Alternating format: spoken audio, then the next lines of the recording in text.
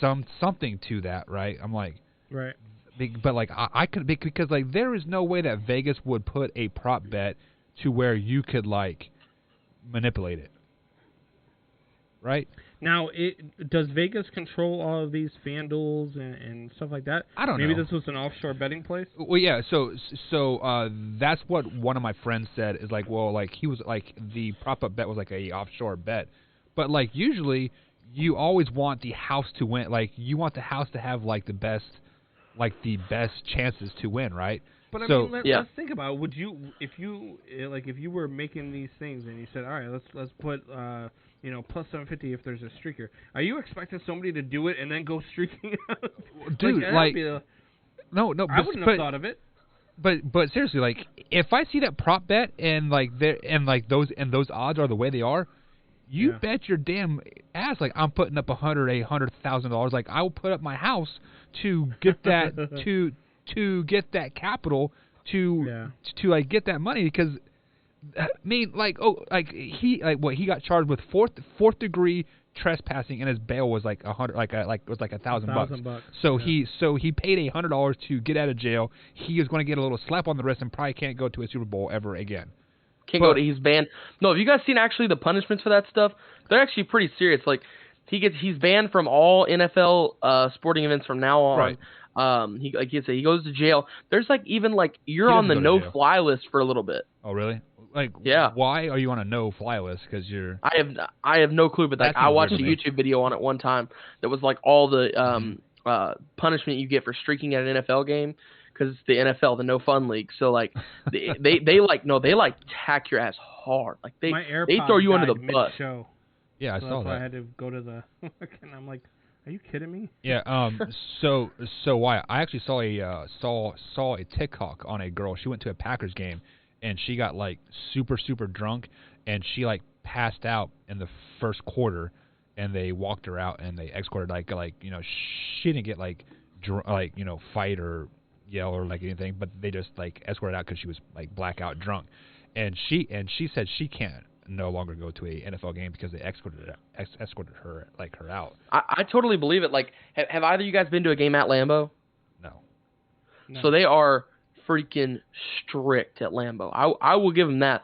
Like, players aren't allowed to sign autographs at Lambeau before or after the game. You're not allowed to the best they can do is like wave at you as they run into the tunnel. Like they're not allowed to have any fan interaction. As for like signing stuff, there's all kinds of crazy rules. If you're kicked out, you're banned from Lambeau for life. It's nuts. There's a lot of autographs before the game or after the game. It's so stupid because dude, I showed up with a box. Okay, I had a box of cards, right, and we showed up like. So the game was the game was originally a 1:00 game, but the one we went to ended up being an 8:00 game because it was for the NFC North Championship. We were playing the Vikings a couple of years back when they had Teddy Bridgewater, which we lost that game, of course. But anyways, I show up with a box of football cards with all my favorite guys. You know, Randall Cobb, Aaron Rodgers, Jordy Nelson, all those guys. I had their cards, Devontae Adams. I even had a Devontae Adams card that was like it was the Topps Chrome camo that was 1 of 50. And it was Devontae Adams. So if he'd have signed that, it would have been worth a lot of money. So I show up with this box, and I get to the thing, and they're like, you can't bring that in. And I'm like, you can go through it. It's literally just cards. Like, I just want these guys to sign it. And they're like, it doesn't matter anyways. You can't bring it in A and B. It doesn't matter because they don't allow players to sign autographs before the games and stuff. So hang on. They won't allow them to sign anything, but you can jump into the stands? Like, that doesn't make sense. Exactly. Yeah. It's stupid. Wow. I wonder if it's some type of like, hey, we don't want you giving food poisoning to somebody before the game or something. You know, like you're acting like a Packers fan, like, oh, I can see that. But Aaron Rodgers is now sick. Like, yeah, I could see somebody doing some crap like that, but like, that is true. It is true. You don't know life outside the NFL without Tom Brady. You are going to feel really, really lost in a couple years, aren't you? No, yeah, I have never seen a life in the NFL without Tom Brady 100%. I've never seen life in the NFL without Tom Brady or Drew Brees.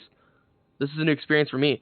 That's why Peyton Manning, when he retired, it broke my heart so bad because like I'm from Indiana, everybody here is a Colts fan. If you're not, it's weird. If you're not a Colts fan in Indiana, you're a Packers fan. Or I don't know why. There's a lot of Chiefs fans down here too now. Well, that's because the Chiefs started getting good. And it's probably the same way with the Packers. Once the Packers got good, there was a lot of fans. But anyways, I grew up. My uncle was a security guard for the Colts, so he escorted Peyton Manning out all the time at games and stuff. So I grew up a huge Peyton Manning guy, and so like I love Peyton Manning. I watched all their games, 24/7. Man, Aaron Rodgers, Peyton Manning were my heroes, like LeBron and Kobe when it comes to basketball. But once Peyton Manning retired, I didn't know what to do with myself, man, because it was like, all right, so I just watched the Packers game this week. Because at that time I was just a kid. I didn't have the interest to go sit down. Well, I mean, I did, but I didn't sit down and watch, all the NFL games like I do now. Like I wasn't, in it like I am now. So I used to just watch the Packers game. I used to watch. I used to watch 3 teams. I used to watch the Packers always. I used to watch the Broncos always. I used to watch the Panthers because I loved Cam Newton. So I used to watch those 3 teams play. And then once Peyton Manning retired, I was like, what the hell am I supposed to do now? Like, just watch Aaron Rodgers and then go to bed. Like, what do I do now? That's what's gonna be with Tom Brady, man. It's gonna be weird, man. I don't know. Yeah. Well, I mean, like, Did you guys see that Brady? They were on the boats today for the parade. Dude, he was so fucking drunk. He threw the fucking Lombardi from boat to Gronk. Threw a pass with the Lombardi to Gronk from boat to boat. Imagine if he misses and that thing goes into the fucking ocean. Did you see how drunk he was too? Yeah. When he came off the boat dock, he was like like that, and he had 2 guys holding him up, or maybe it was just one guy, but he was like and like laughing as he was walking. That was Dude, the he was Weekend at Bernie's type thing. Oh, it was insane, man. But no, like in the video, he has that Super Bowl trophy. He's like, and I can imagine the GM's like, no, Yeah. sitting on the boat across the way. But just imagine if the Lombardi's sitting in the bay in Tampa, right? I guarantee you that is a replica. I guarantee you that is a replica. There is no way they're. Well, you can't trust Gronk with a Super Bowl trophy. He dented the one from Boston, the last one, while they were at the Red Sox. Spike it again. Did Julian he really Edelman spike it? No, Julian Edelman had a ball. They were at the Red Sox game. Julian Edelman threw it. Now, Julian Edelman used to be a pitcher and a quarterback, so Julian Edelman could throw really hard. Right. And he's piss-missiled this thing. And Gronk sticks it out and bunts with it. And now there's a huge-ass baseball dent in the Super Bowl trophy in New England. It's hilarious, dude. It's so funny. Oh, man. There are some times when I'm really glad I don't watch the Super Bowl parades because I follow Bleacher Report on Twitter, and like they said, oh, Tom Brady is like riding on his own boat, it was like a $2 million boat or something like that. I was like, first of all, what is the big deal? Second of all, why are they doing a boat parade? Why don't they just be like everybody else? They're in Tampa, baby. You ever been to Tampa? No, I've Tampa, never. that's all it is. It's rich people and water. Really? And it's like Tampa's a bunch of like islands too. So like not really islands, but kind of islands between like St. Petersburg and all that stuff. So the boat, like you drive boat to boat. A lot of people do if you live down there. You drive your boat to the islands and go around. So basically, them riding their boat was like riding through downtown Kansas City, basically. Exactly. Okay. Yes. I got you now. That all makes sense now. Like I didn't know that, but I'm like, that's kind of like rubbing it in our face that you guys are in freaking Florida right now and we got an inch of ice outside.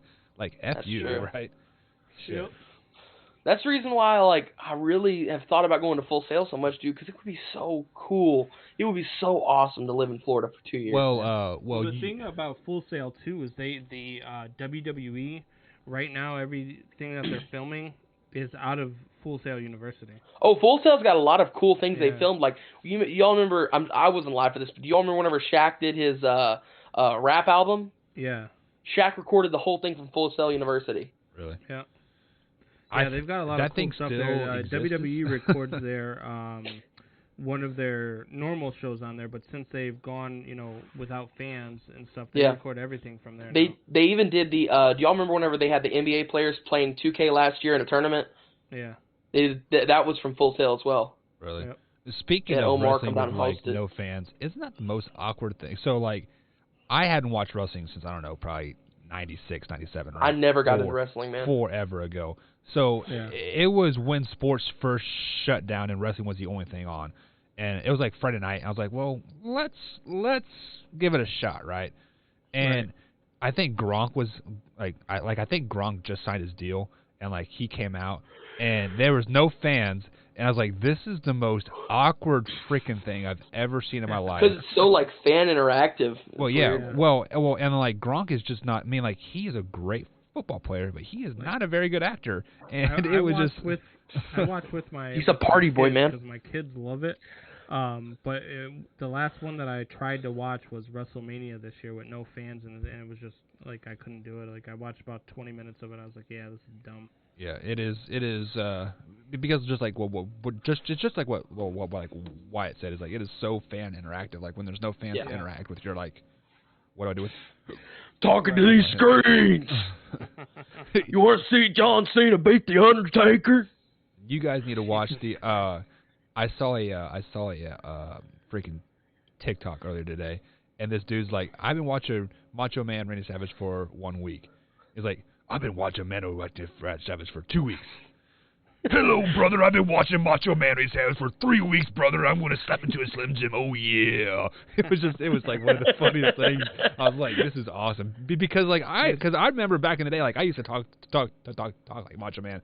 Oh, yeah, brother. You know, it's just somebody sent me one the other day, and it was this guy, and he's like talking to his wife, and he was like, you know, he's like, I was watching a movie with our daughter today, and we were watching Storks, and then she's like, where did you come from? And I said, well, you remember when Mom went to Stop and Shop, you sent us that, and she got you an You sent us that. Yeah. Oh, did I? It was funny. Oh, man, dude, I was dying. The age is getting to him, man. That guy, that guy does one like every day and talks about his kids. It's freaking hilarious. Really? So, yeah. There is also a one where this guy is a comedian. Jason, somebody, like, I'll have to send it to you, but like he does that voice inflection stuff, and then like makes his face like just like big. So like his TikToks are basically of like him as an adult talking to like his kids. Well, and then like one of his kids is like this sex freak and like gay, and then he's like, Chad, what happens if a stranger invites you into their car when you're walking to your friend's house? He's like, Dad, I take off my shirt and shake my ass for him, right? It is freaking hilarious. God. It is freaking hilarious, man. Like, it is just kind of like you have to be there to watch it type of thing. All right, boy.